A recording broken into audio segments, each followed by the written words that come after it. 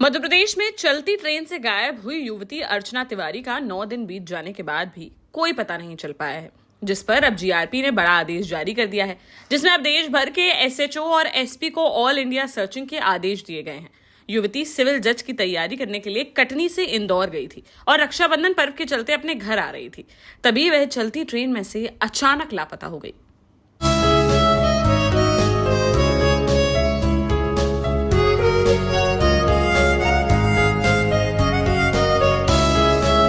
दरअसल मध्य प्रदेश के कटनी जिले की रहने वाली अर्चना तिवारी का सपना सिविल जज बनने का था, जो 9 दिनों से लापता है।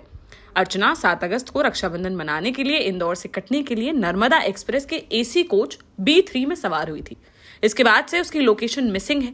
सीट पर उसका बैग तो मिला, लेकिन 9 दिन की सर्चिंग में भी उसका अब तक कोई पता नहीं चल सका है, जिस पर रानी कमलापति स्टेशन की जीआरपी ने देश भर के एसएचओ और एसपी को ऑल इंडिया सर्चिंग के आदेश जारी कर दिए हैं।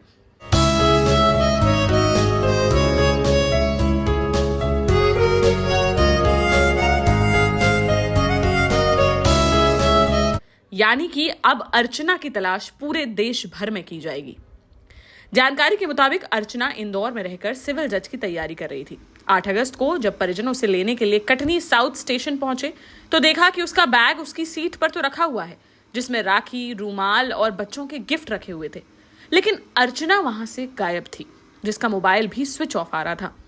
परिजनों ने आसपास उसे ढूंढने की कोशिश की, लेकिन वह नहीं मिली, जिस पर परिजनों ने पुलिस को सूचना दी, जिसके बाद से ही पुलिस और जीआरपी उसे ढूंढने के लिए लगातार लगी हुई है।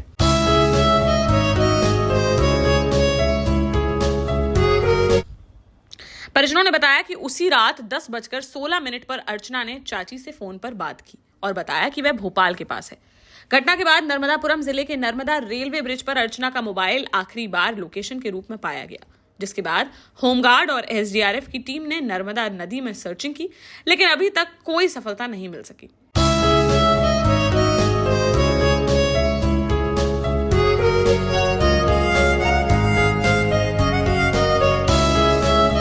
अर्चना के भाई अभिषेक ने बताया कि उनका परिवार मंगल नगर में रहता है। पिता की कुछ साल पहले ही मौत हो चुकी है। अर्चना हर रक्षाबंधन पर अपने भाई को राखी बांधने के लिए कटनी आती थी, लेकिन इस बार चलती ट्रेन में उसके लापता होने से सभी हैरान हैं। वहीं कटनी के यूथ कांग्रेस के जिला अध्यक्ष दिव्यांशु उर्फ अंशु मिश्रा ने बड़ा ऐलान करते हुए कहा कि जो कोई भी अर्चना तिवारी के बारे में जानकारी देगा उसे 51,000 रुपए का नकद इनाम दिया जाएगा। फिलहाल अब पूरे देश भर की पुलिस अर्चना तिवारी की तलाश में लग गई है।